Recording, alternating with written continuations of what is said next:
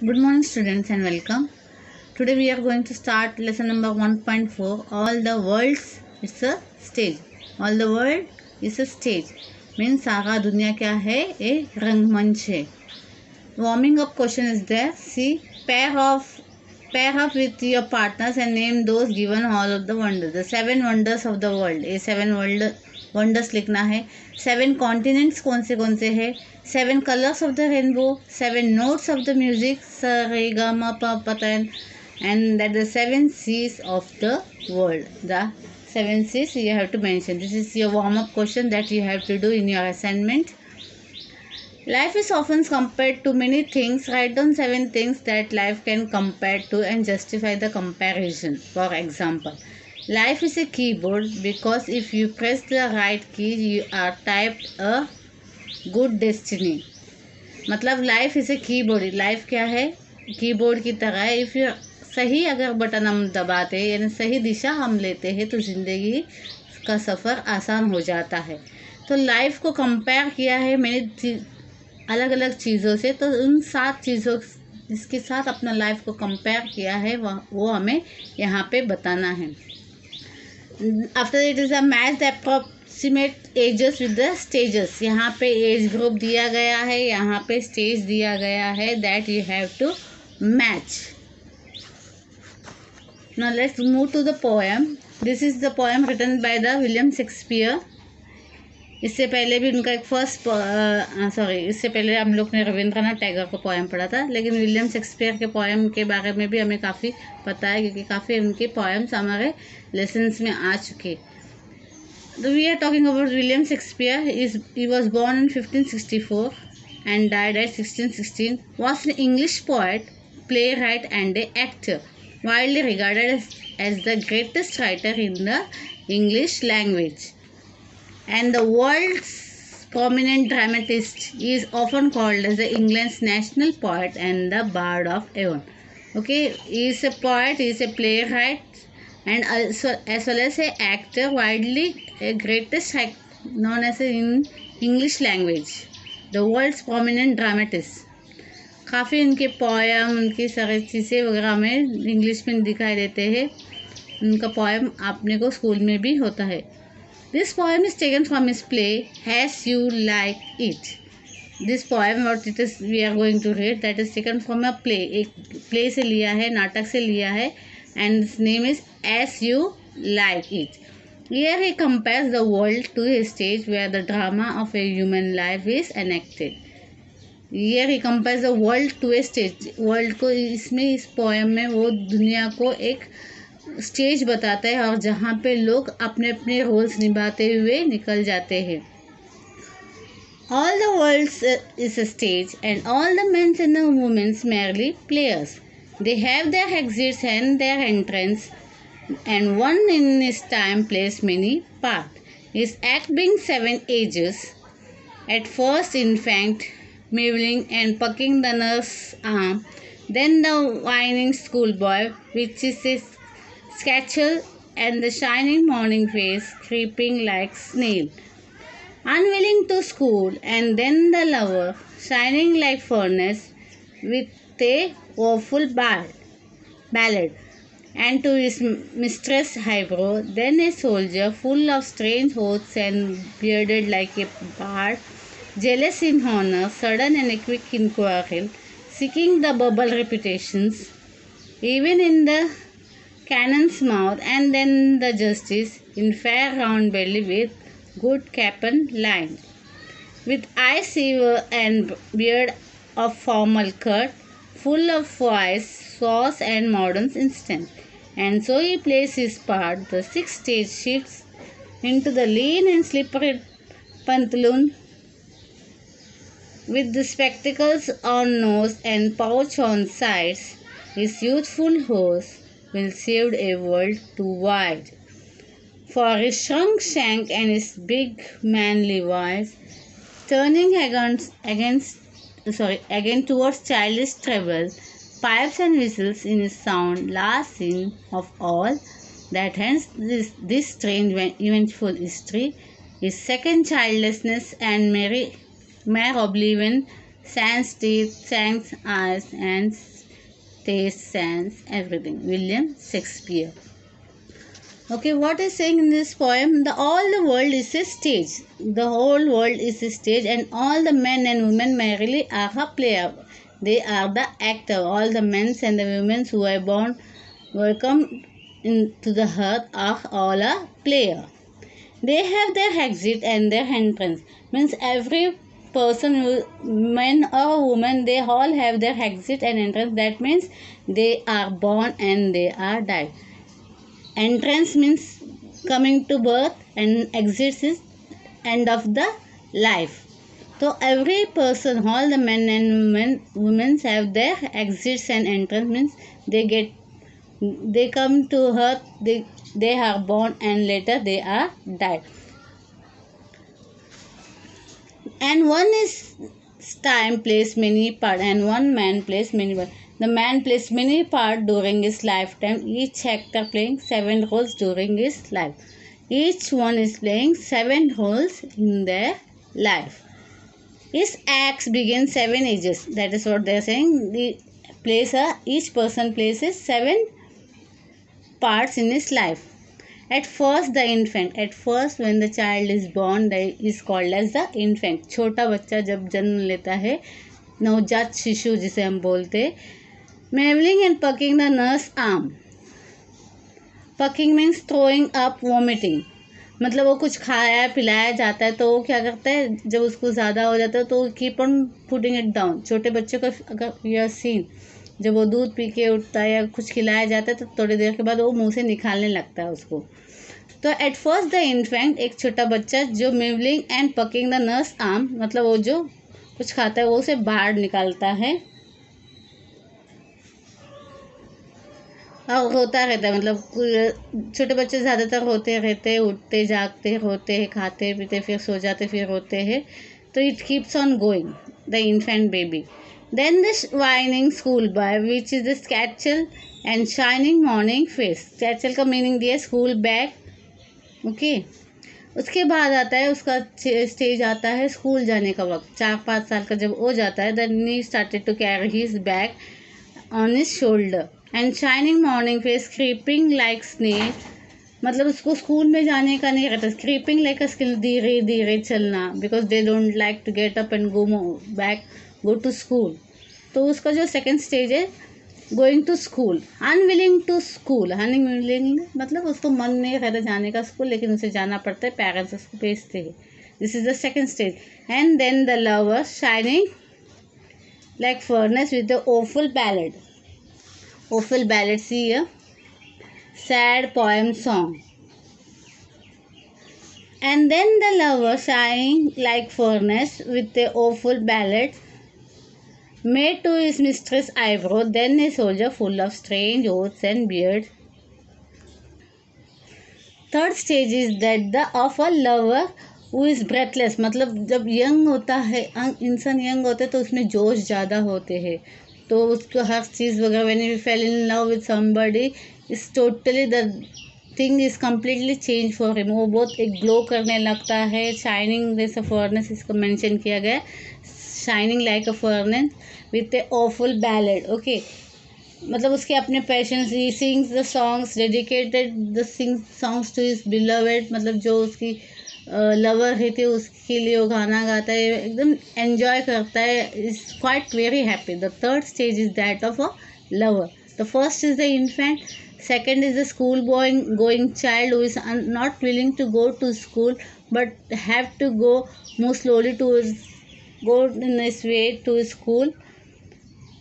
And third is the young lover who has fallen in love with his beloved and is very happy, shining like a furnace and all.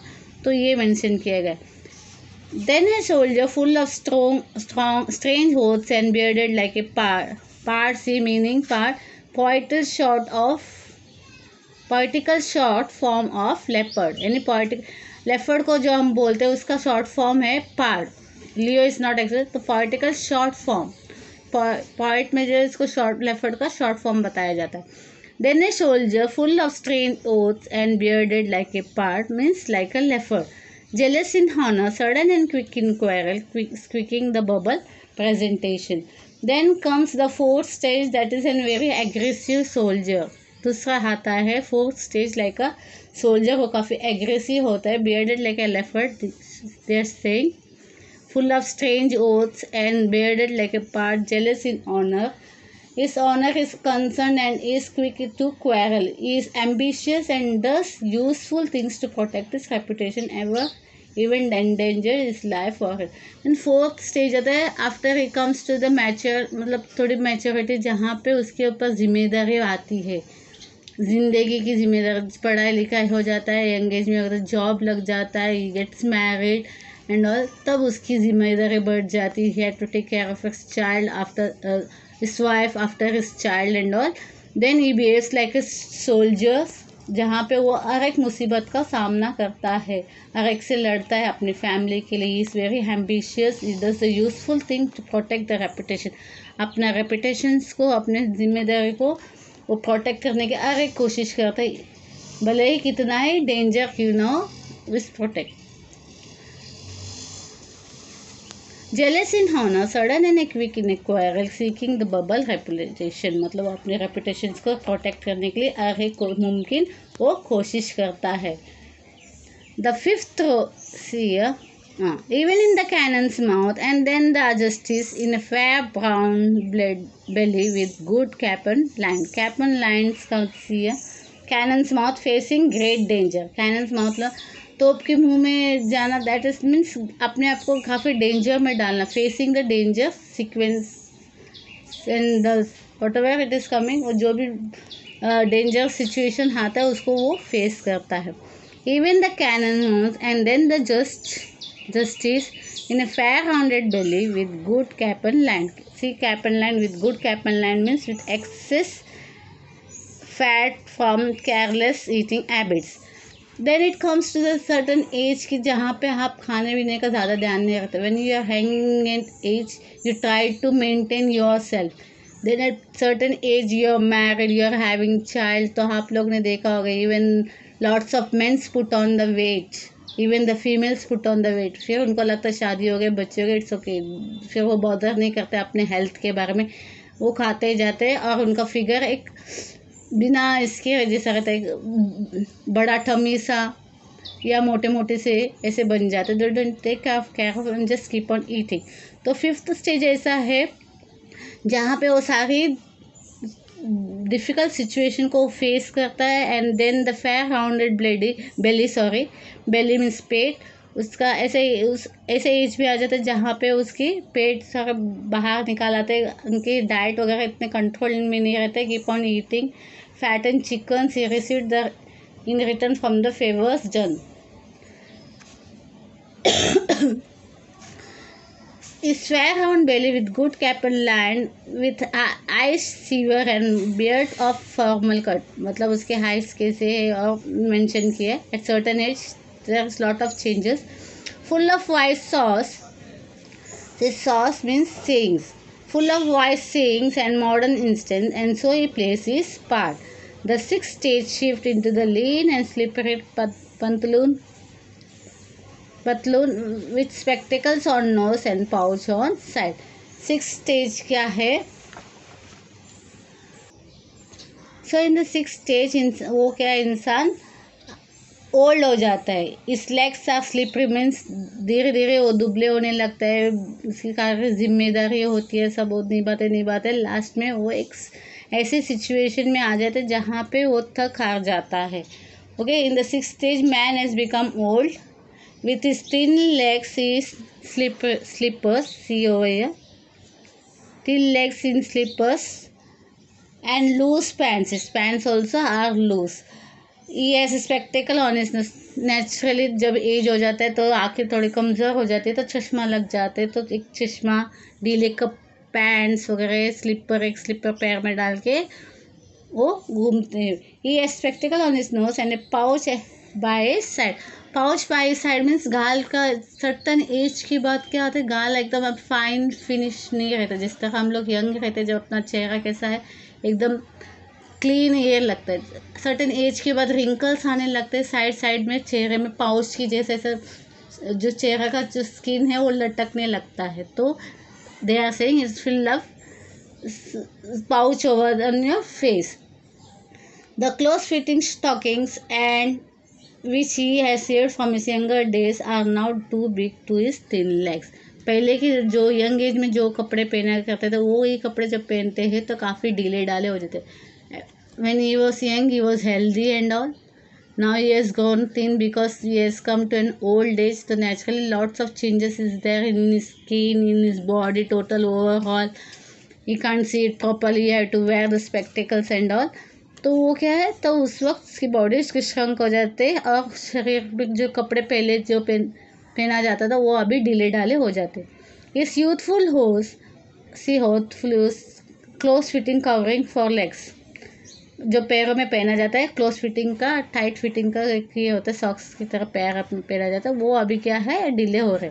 For shrunk shank means legs वगैरह as होने के बाद में दुबले हो जाते हैं तो बॉडी क्या श्रिंक होने लगता है, रिंकल्स वगैरह होते हैं और ढीले डाले पड़ जाते थे, तो जो पैंट्स वगैरह क्या है ढीले हो जाते हैं. And this big manly voice turning again towards childish treble, pipes and whistles in his sound, last seen at all that hence his strange eventful history, his second childishness and mere oblivion, sans teeth, sans high, sans taste, sense, everything. Okay, अभी last जो stage है, this is the last stage of the hand, मतलब जहाँ पे उनकी death पास आ रही है, वो बहुत बूढ़े हो चुके and the hand of the eventful life बोले, मतलब उनकी जो स्टेज अभी ख़त्म हो रही है, जो उनकी ज़िंदगी के जो दौर था अभी वो ख़त्म होने जा रहा है.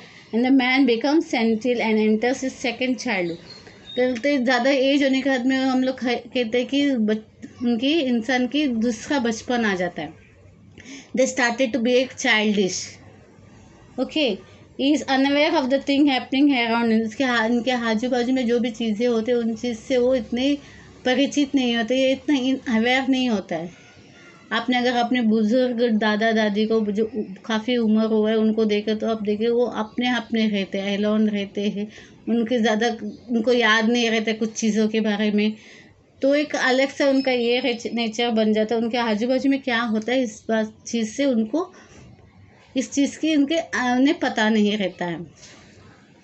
This final stage is even when without teeth without vision. Okay, जब लास्ट ऐसे तेज होते तब लोगों के दांत भी गिरने लगते हैं, काफ़ी एज होने का तो उनके दांत गिर जाते हैं. जब बचपन में कैसा होता है बच्चों को दांत नहीं होता, उनकी आईसाइट इतनी तेज़ नहीं होती, थोड़े देर महीनों के बाद उनको ठीक से पहचानना वगैरह आता है लोगों को, अपनी माँ को अपने पिता को वगैरह. वैसे ही ये जो बुज़ुर्ग है जो बहुत काफ़ी एज हुए उनके भी दांत नहीं है और उनको दिखाई भी नज़र भी ठीक से नहीं देता है. उनका टेस्ट का चला जाता है, खाने पीने का टेस्ट उन्हें पसंद समझ में नहीं आता है, तो खाना पीना उनका थोड़ा परहेज़ हो जाता है हर एक चीज़ से. तो हर एक चीज़ धीरे धीरे क्या होता है डेटीरेट होता जाता है या कमज़ोर होता है.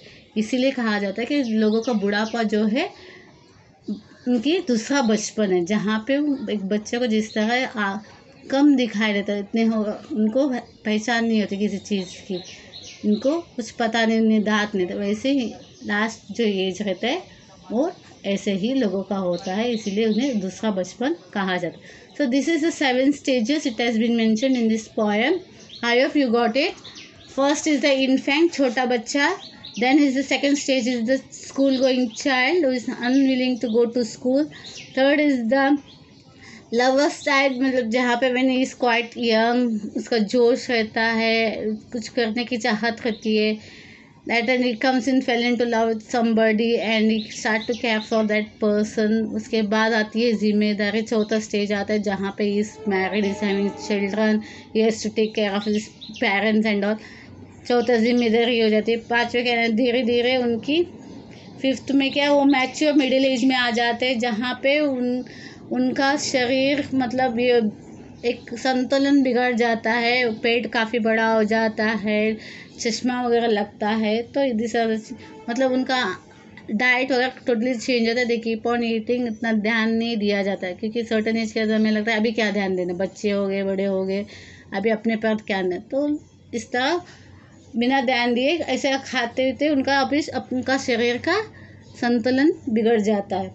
Then comes the 6th stage, जहाँ पे वो काफ़ी बुजुर्ग हो जाते हैं, उनके पैर, उनके शरीर सब सिकुड़ने लगते, चेहरों में झुर्रियाँ वगैरह आती है, चश्मा लगता है, उनके कपड़े सब पहले जो थे वो टाइट फिटिंग के थे, अभी वो ढीले डाले गए थे।